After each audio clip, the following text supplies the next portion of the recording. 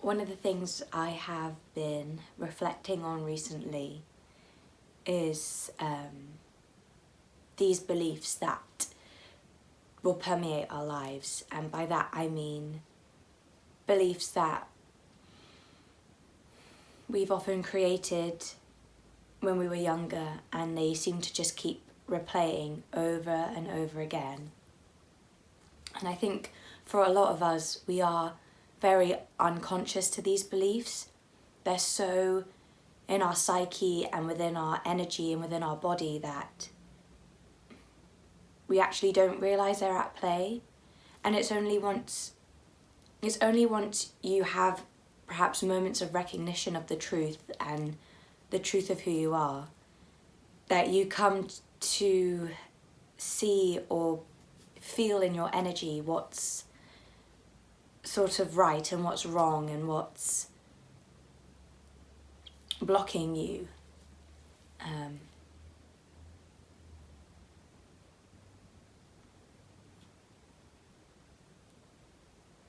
Ultimately, the worlds we see around us, the world we live in, our life, is all just a reflection of ourselves. It's all just appearing within ourself, because everything is ourself. And currently we walk and talk in these bodysuits and we move around in them. And if there's some energy like held within that, then that will just replay. We will then see it in a numerous amount of scenarios outside of ourselves. And the one that I've become aware of within my own self is the belief system of not being good enough. And the other day I was triggered by an event. It was not being invited to a friend of mine's wedding. I wasn't invited. And when you know sort of truth and presence, and when you can really witness your thoughts and see them as nothings, things like being not invited to a wedding don't upset you. But when you hold a belief about yourself, an unconscious belief perhaps, and then you don't get invited to a friend's wedding, it will trigger that belief, it will inflict it in some respects, and then the pain comes up and the emotion and the sadness comes up. And so in this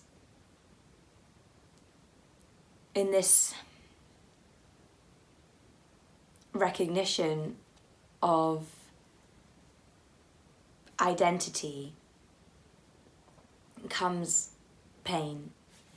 And when I realised I hadn't been invited to her wedding because the wedding was happening that day, I felt really crappy, because I felt that it proved this belief that I have that I'm not good enough, to be her friend or to be invited to her wedding, that obviously something had happened and she didn't feel inclined to invite me. And I don't know what reason that is for, and I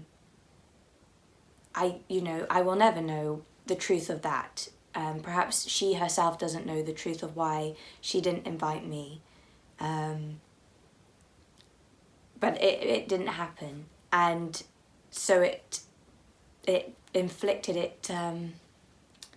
It sort of ignited that belief system. It came up, and I spent 4 hours doing spiritual work on it. And at the moment, I'm really enjoying Byron Katie's The Work, which is just a form of self-inquiry that gets you to really look at your thoughts, and it helps you realise that if I didn't have the thought, I'm not good enough and therefore I haven't been invited to my friend's wedding because of it, if I didn't have that thought, I would be completely at peace about the wedding, about whether or not I'd been invited to it or not.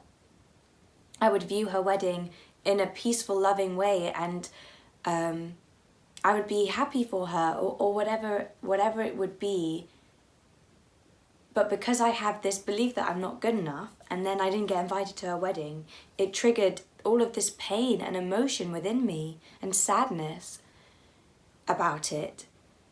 And I wasn't at peace, and I didn't feel peaceful about it, and I didn't feel in the moment happy for her. But then I did a lot of work on it. And it's amazing that after doing a lot of that work, I was able to go, I'm so grateful for not being invited to this wedding, because I've been able to sit here, do all of this work on it, and realize that I have this belief system within myself that I'm not good enough. And I think a lot of us don't feel good enough. And I don't think a lot of us are conscious to it. I wasn't conscious to it. It took this experience, plus I can see how this scenario or events like these have been replayed over and over in my life in different ways, to prove to myself that I'm not good enough. And because I had that belief within me, it was just replaying again and again, because it was in my energy. And I create the world I see, so I create experiences that play on it again and again. But hopefully now, and now that I'm aware and I'm able to recognize this belief system within myself, when things come up again that will, well, what my ego will assume as prove to myself that I'm not good enough, when those things will come up again, I will be able to sort of recognize this thought pattern now, and that will help me to recognize that this is just a thought that I'm having, and that it's not the truth of who I am, and that it's the thought, it's the resistance to reality that is causing the pain. It's accepting that is peace. Acceptance to whatever is occurring, that it causes you peace, allows you to have peace, allows you to just be who you are, because the truth of who we are doesn't have thoughts.